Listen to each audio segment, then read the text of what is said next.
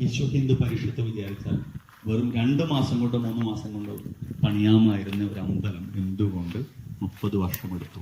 ഈ 30 വർഷക്കാലത്ത് എന്താണ് സംഭവിച്ചത്? ഒരു ലഘുചരിത്രത്തിലൂടെ മാത്രമേ നമുക്കിന്ന് സമകാലീന അവസ്ഥയിലേക്ക് എത്തി നോക്കാൻ പറ്റുകയുള്ളൂ. നിങ്ങൾക്കറിയാവുന്ന ഇപ്പോൾ 90കളുടെ ആദ്യത്തിലുണ്ടായിരുന്ന ഈ ബാബറി മസ്ജിദ് പൊളിക്കാൻ ശ്രമം നടത്തുന്ന സമയത്തുണ്ടായിരുന്ന ഒരു രാഷ്ട്രീയ കാലാവസ്ഥയിലൊക്കെ പറയുന്നുണ്ട് വി പി സിംഗ് ഗവൺമെന്റ് വരുന്നു. വി പി സിംഗ് ഗവൺമെന്റ് വളരെ വിപ്ലവകരമായ ഒരു മാറ്റം കൊണ്ടുവരുന്നു. ഇവിടെ അധസ്ഥിത വിഭാഗങ്ങൾക്ക് റിസർവേഷനിലൂടെ ഗവൺമെന്റിൽ പങ്കാളിത്തം നൽകുന്ന ഏറ്റവും വിപ്ലവകരമായ ഒരു പ്രവൃത്തിക്ക് തുടക്കം കുറിക്കുകയാണ്. അതൊരു വശത്ത്. രണ്ടാമത്തേത്, ഇന്ത്യയിലെ ആഗോളവൽക്കരണം എന്ന് പറയുന്ന ഇതെല്ലാം താറുമാറിലാക്കാൻ കെൽപ്പുള്ള ഒരു വലിയ ഒരു പ്രോസസ് നടക്കുകയാണ് ആഗോളവൽക്കരണം. ഈ 2 വിരുദ്ധ ചേരികളിൽ നിന്ന് അതിൽ ഒരു തമാശ എന്ന് വെച്ചാൽ വിശ്വ ഹിന്ദു പരിഷത്ത് ഇന്ത്യയിലെ ആദ്യത്തെ രജിസ്റ്റേർഡ് NGO പുറത്ത് വർക്ക് ചെയ്യുന്ന NRIസിന്റെ ആദ്യത്തെ ഇന്ത്യയിലും ലോകത്തിന്റെ പല ഭാഗത്തും, അന്ന് സ്വീഡനിലായിരുന്നു ആദ്യത്തെ രജിസ്ട്രേഷൻ കിട്ടുന്നവർക്ക്. അങ്ങനെ ലോകത്തിന്റെ എല്ലാ ഭാഗത്തേക്കും പരക്കുന്ന ആദ്യത്തെ NRI ഓർഗനൈസേഷൻ എന്ന് പറയുന്നത് വിശ്വ ഹിന്ദു പരിഷത്താണ്. ഈ ഇൻകം ടാക്സ് ഓഫീസർ പറയുന്ന പോലെ അന്ന് ഒരുപാട് കേസുകൾ VHPക്ക് എതിരെ ഉണ്ടായിരുന്നു. VHPയുടെ ഈ പൈസ മാനിപ്പുലേഷൻസിലും കുറെ തരത്തിലുള്ള ചീറ്റിംഗ് കേസുകളെ കുറിച്ചൊക്കെ ഒരുപാട് പരാതികൾ അന്ന് ഡൽഹിയിലെയും പല പ്രമുഖ പത്രങ്ങളിലും വന്നിരുന്നു. അപ്പൊ അങ്ങനെ ആഗോളവൽക്കരണത്തിന്റെ ആദ്യത്തെ, മാത്രമല്ല അതൊരു വേറൊരു കാര്യം കൂടെ നിങ്ങൾക്ക് പെട്ടെന്ന് കണക്ട് ചെയ്യാൻ പറ്റുന്ന സംഗതിയുണ്ട്. ഇന്ത്യയിലെ വിഷ്വൽ മീഡിയയുടെ ഒരു പ്രത്യേക വളർച്ചയുടെ പ്രത്യേക ഘട്ടം കൂടിയായിരുന്നത്. നിങ്ങൾക്കറിയാം, 1986 രാമാനന്ദ സാഗർ എന്ന് പറയുന്ന ഒരു മൂന്നാം കിട 4ാം കിട ആയ ഒരു പ്രൊഡ്യൂസർ ആദ്യത്തെ ഒരു സീരിയൽ മഹാഭാരത്തെ ബേസ് ചെയ്തുകൊണ്ട് തുടങ്ങിയാണ്. ആ സീരിയൽ, അതിൻ്റെ ഒരു തമാശ ഞങ്ങൾ പറയാറുണ്ട്. എൻ്റെ ഒരു JNU പ്രൊഫസർ, ഞങ്ങൾ രണ്ടുപേരും പഠിപ്പിച്ച ഗുൽഷൻ ഡൈറ്റൽ എന്ന് പറയുന്ന പ്രൊഫസർ, അവർ കാർ ഓടിക്കാൻ വേണ്ടി കുറേ കാലം ഡൽഹിയിൽ തിരക്കേറിയ സ്ഥലങ്ങളിലൂടെയൊക്കെ ഓടിച്ചു നോക്കുമ്പോൾ നടക്കുന്നില്ല. പക്ഷേ രാമാനന്ദ സാഗറിന്റെ ഈ ടെലിവിഷൻ സീരിയൽ ടെലികാസ്റ്റ് ചെയ്ത് തുടങ്ങിയ സമയത്ത് ഞായറാഴ്ചകളിലും ശനിയാഴ്ചകളിലും ഡൽഹി മുഴുവൻ സ്തംഭിക്കും. ഡൽഹിയിലെ എല്ലാ വീഥികളും കാലിയാവും. ഇവർ വളരെ പെട്ടെന്ന് ഡ്രൈവിംഗ് പഠിച്ചു. എല്ലാ സ്ഥലങ്ങളും ഒഴിഞ്ഞു കിടക്കുന്നത്, വളരെ കൂളായിട്ട് ഇവർക്ക് ഡ്രൈവിംഗ് പഠിക്കാൻ പറ്റി. അത്തരം ആളുകളെ പിടിച്ചു നിർത്തിയ പലപ്പോഴും പല അനുഭവങ്ങളുണ്ട്. വെച്ചാൽ വീട്ടിലൊക്കെ ചെല്ലുമ്പോൾ ഈ മന്ത്രങ്ങൾ ജപിക്കുക, ടെലിവിഷൻ സെറ്റ് ഒരു വളരെ സീക്രട്ട് ആയിട്ടുള്ള ഒരു ഒബ്ജക്റ്റായി മാറുന്നു. അവിടെ ആളുകൾ മന്ത്രം ചൊല്ലുന്നു, പനിനീർ തെളിയിക്കുന്നു, കൂട്ടം കൂടിയിരുന്ന് കാണുന്നു. എല്ലാത്തരം ഒരു സീക്രട്ട്നെസ്സും ടെലിവിഷൻ ചാനലിന് കിട്ടിയ സമയമായിരുന്നു. മാത്രമല്ല ആ സീരിയലിന്റെ അത് കഴിഞ്ഞ് കുറച്ചു കാലം കഴിഞ്ഞപ്പോൾ BJP വലിയ രീതിയിൽ 88 സീറ്റിലേക്കും പിന്നെ 102 സീറ്റിലേക്കും 104 സീറ്റിലേക്കൊക്കെ മാറുന്ന അവസ്ഥ ഉണ്ടായിരുന്നു. അന്ന് ദീപിക ചിക്ലിയ എന്ന് പറയുന്ന സീതയായി അഭിനയിച്ച കക്ഷി ഭോപ്പാൽ ഇലക്ഷൻ ജയിക്കുകയാണ്. അങ്ങനെ ഒരുപാട് രാഷ്ട്രീയ മാറ്റങ്ങൾക്ക് തുടക്കം കുറിച്ച ഒരു സംഗതി കൂടിയാണ് ഇതിന്റെ. മാത്രമല്ല അന്ന് തമാശ എന്ന് വെച്ചാൽ അതിന് മുമ്പുള്ള, ഇപ്പൊ നിങ്ങൾക്ക് രാമൻ എന്ന് പറയുന്ന ഒരു ഇമേജ് നിങ്ങൾക്ക് വളരെ പെട്ടെന്ന് മനസ്സിലാവും. ഇപ്പൊ ഇന്നും ന്യൂയോർക്കിൽ കാണിക്കുന്ന, ടൈംസ് സ്ക്വയറിൽ കാണിക്കുന്ന ഒരു ഇമേജ് ഉണ്ട്. ആ ഇമേജ് എന്ന് മുതലാണ് വളരെ പ്രസക്തമാവുന്നത്. അതിന് മുമ്പുള്ള ഇമേജ് എന്താ? ഞങ്ങളൊക്കെ രാമായണം, ഞങ്ങളുടെയൊക്കെ ജനറേഷൻ രാമായണം അല്ലെങ്കിൽ മഹാഭാരതം ഒക്കെ കണ്ടിരുന്നത് ഇമേജുകൾ. നമുക്കറിയില്ല എങ്ങനെയാണ് രാമൻ ഇരിക്കുന്നത്, അല്ലെങ്കിൽ എങ്ങനെയാണ് ഭീമനെ കുറിച്ച് മാത്രം, അല്ലെങ്കിൽ രാവണനെ കുറിച്ച് മാത്രം ചില നമുക്ക് വല്ല ഇതുണ്ട്. ബാക്കി എല്ലാ രാമായണത്തിലെ നായികമാരെ കുറിച്ചോ അല്ലെങ്കിൽ മഹാഭാരതത്തിലെ നായികമാരെ കുറിച്ച് നമുക്ക് യാതൊരു അറിയില്ല. പലരും പലതരത്തിലുള്ള രാമന്മാരെ വരച്ചിരുന്നു, പലരും പലതരത്തിലുള്ള സീതമാരെ വരച്ചിരുന്നു, പലരും പലതരത്തിലുള്ള കൃഷ്ണനെ വരച്ചിരുന്നു. പക്ഷെ ആ കൃഷ്ണനും രാമനും എല്ലാം ഈ മഹാഭാരതത്തിലെ രാമായണത്തിലെ കഥാപാത്രങ്ങളെല്ലാം ഒന്നാവുന്നത്. മാത്രമല്ല അതിനുമ്പോൾ രാമന്റെ ചിത്രം എന്നൊക്കെ പറഞ്ഞ വളരെ പയസ്സായിട്ടുള്ള ചിത്രം, അല്ലെങ്കിൽ ഒരു എന്താ പറയുക, ഒരു അക്രമകാരി അല്ലാത്ത, പയസ് എന്ന് പറയാൻ പറ്റില്ല, ഒരു തരത്തിലൊരു ഒരു ശാന്തനായ രാമനായിരുന്നു.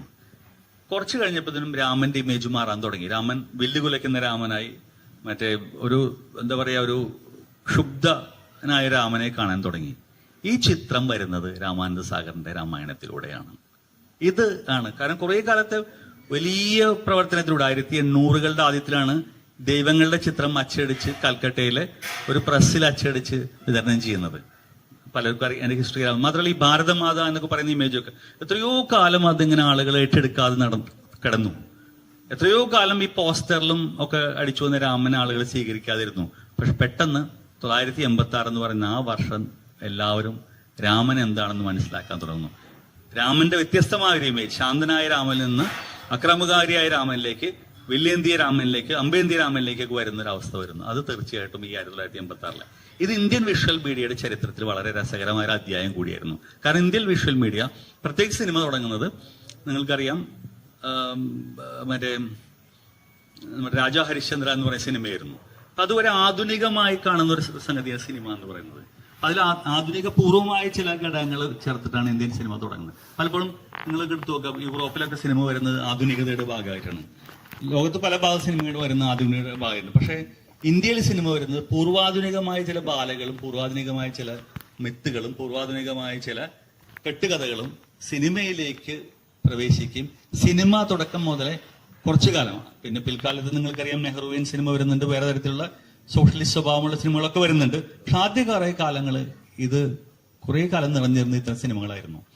ഈ സിനിമകൾക്ക് വിജയിക്കാൻ പറ്റാത്ത ഒരു നേടിയെടുത്ത വലിയ വിജയം പിന്നെ പിൽക്കാലത്ത് നേടിയെടുക്കാൻ പറ്റാത്ത വിജയം പിന്നെ നേടിയെടുക്കുന്നത് 1986 ഇതാണ് ഒരു ചരിത്ര പശ്ചാത്തലം. നമുക്ക് സാമാന്യമായി നോക്കിക്കാണാവുന്ന ഒരു ചരിത്ര പശ്ചാത്തലം, ഈ ബാബറി മസ്ജിദ് റിമോളേഷന്റെ ഒരു ചരിത്ര പശ്ചാത്തലം എന്ന് പറയുന്നത്.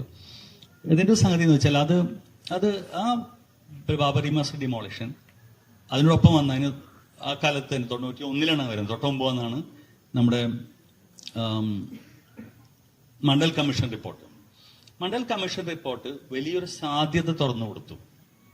കോൺഗ്രസ് എന്ന് പറയുന്ന ഒറ്റ പാർട്ടി എക്കാലവും വൻ ഭൂരിപക്ഷത്തോടെ വിജയിച്ചിരുന്ന അടിയന്തരാവസ്ഥ പോലെ ഒരു ജനാധിപത്യത്തെ തികച്ചും നിരാകരിച്ചുകൊണ്ട് നടത്തിയ പ്രവർത്തനങ്ങൾ നടത്തിയ വലിയൊരു പാസ്റ്റുള്ള ഒരു പാർട്ടി അത് ഭാഗികമായി തകർന്നു വീഴുന്ന ഒരു കാഴ്ച നമ്മൾ കണ്ടത്.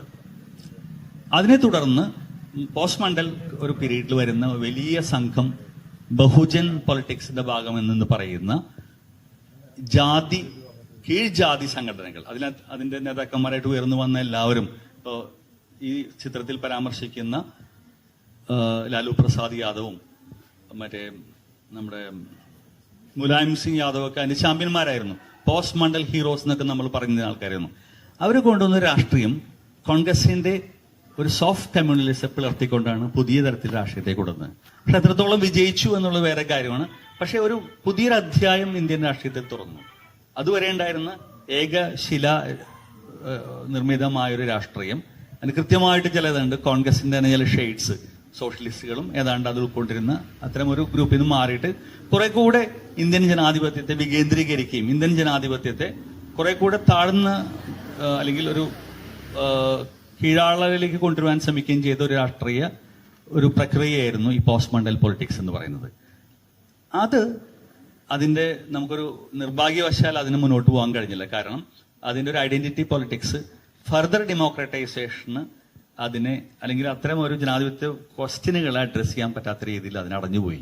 മായാവതിയൊക്കെ പിൽക്കാലത്ത് ഒരു ഐഡന്റിറ്റി പൊളിറ്റിക്സിന്റെ തടവുകാരായിട്ട് മാറുകയാണ് ചെയ്തത്. പക്ഷെ ഈ ബഹുജൻ പൊളിറ്റിക്സിന്റെ ഒരു വലിയ കാലഘട്ടമായിരുന്നു കഴിഞ്ഞ കുറെ കാലം. പക്ഷെ അത് പെട്ടെന്ന് അവസാനിക്കുന്നത് 2014 എൻഡ് ഓഫ് ബഹുജൻ പൊളിറ്റിക്സ് എന്ന് പറയാവുന്ന മോദി അധികാരത്തിൽ വരികയും ജാതി അല്ലെങ്കിൽ ജാതിയുടെ അടിച്ചമർത്തലുകളിൽ നിന്ന് ഉയർന്നു വന്ന അത്തരം അതിനെ അഭിമുഖീകരിച്ചുകൊണ്ട് ഉയർന്നു വന്ന എല്ലാ പ്രസ്ഥാനങ്ങളും പെട്ടെന്ന് അസ്തമിക്കുകയും ചെയ്ത്. നിങ്ങൾക്കറിയാം, ആദ്യത്തെ 2 വിക്ടിംസ് എന്ന് പറയുന്നത് BSPയും SP ആണ് UP-യിൽ. പിന്നെ ജാതിനെ കുറിച്ച് സംസാരമില്ല, ജാതിയെക്കുറിച്ച് യാതൊരു ചിന്തകളില്ല. എല്ലാം ഒരു തരത്തില് ഒരു പൊളിറ്റിക്കൽ മൊണോത്തിസം എന്നൊക്കെ പറയുന്ന ഒരു ഏകദൈവഭാവം, ഒരു രാഷ്ട്രീയ ഏകദൈവഭാവം കൂട്ടുകയാണ് ശരിക്കും ചെയ്യുന്നത്. മറ്റു ചോദ്യങ്ങളൊന്നുമില്ല. പക്ഷേ അടുത്ത കാലത്ത് UP-യിലും ബീഹാറിലും നമ്മൾ ഉയർന്നു കേട്ടൊരു മുദ്രാവാക്യമുണ്ട്, ജാതി സെൻസസ് നടപ്പിലാക്കണം. അതിൽ ബീഹാറിൽ നടപ്പിലാക്കി. മനസ്സിലായി നമുക്ക് ജാതി കഴിഞ്ഞ ഈ മണ്ഡൽ കമ്മീഷൻ റിപ്പോർട്ടിനെ തുടർന്നുണ്ടായ മാറ്റവും അതിനുശേഷം മോദി വരുന്നതിനും തൊട്ട് മുമ്പും ശേഷമുള്ള മാറ്റമൊക്കെ തമ്മിൽ വലിയ വ്യത്യാസമുണ്ട്. പല കീഴ് ജാതിക്കാരും ഇപ്പോഴും വളരെ താഴെയാണ്. അവരുടെ മന്ത്രിസഭയിലെ പ്രാതിനിധ്യം തുടങ്ങി, ഗവൺമെന്റിലെ പ്രാതിനിധ്യം തുടങ്ങി, എല്ലാ തരത്തിലും പഞ്ചായത്തിലൊക്കെ പ്രാതിനിധ്യം വളരെ കീഴെയാണ്. ഇതൊരു സത്യമാണെന്ന് മനസ്സിലാക്കാൻ വളരെ പെട്ടെന്ന് കഴിഞ്ഞു. ഇതിങ്ങനെ സ്പ്രെഡ് ചെയ്യുന്നുള്ള സാധ്യത കോൺഗ്രസ് ആദ്യമൊക്കെ അതിന് താല്പര്യം കാണിച്ചെങ്കിലും കുറച്ച് കഴിഞ്ഞപ്പോൾ കോൺഗ്രസിന് ഇത് അവരുടെ തന്നെ അടിത്തറയെ ഇളക്കുമെന്നൊരു ഭയം കൊണ്ട് ഇതിനെക്കുറിച്ച് മിണ്ടുന്നില്ല. അത് പക്ഷേ കുറെ തരത്തിലുള്ള സംഘടനകൾ ഏറ്റെടുക്കുകയും പതുക്കെ അത് അടുത്ത ഇലക്ഷനൊക്കെ ഒരു സാധ്യതയായി വരാൻ നിൽക്കുന്ന സമയത്താണ് നമ്മൾ അന്നത്തെ മറ്റേ മണ്ഡൽ കമ്മീഷൻ റിപ്പോർട്ടിനെ തുടർന്നുണ്ടായ ബഹുജൻ രാഷ്ട്രീയത്തെ തകർത്ത അതേ ശക്തികൾ തന്നെ ഇന്ന് പുതിയ രാമക്ഷേത്ര നിർമ്മാണമോ വരുന്നത്. അപ്പൊ അതിന് നമ്മളൊരു ചരിത്രമായൊരു കോണ്ടെക്സ്റ്റ് പറയുകയാണ് ഞാൻ. അതിന്റെ ഈ തരത്തിലാണ് നമ്മൾ നോക്കിക്കാണേണ്ടത്. ഇപ്പോൾ ജാതി സെൻസസ് നടന്നാൽ എന്തായിരിക്കും ഇന്ത്യയിലെ അവസ്ഥ? ഇപ്പോൾ ജാതി സെൻസസ് നടന്നാൽ എന്തൊക്കെ യാഥാർത്ഥ്യങ്ങളാണ് പുറത്തു വരുന്നത്? ഭയമുള്ള ആളുകളാണ് ഇന്ന് ഈ രാമക്ഷേത്ര പദ്ധതി എന്ന് പറയുന്ന ഒരു വൻ പ്രോജക്റ്റുമായിട്ട് വന്നിട്ടുള്ളത്.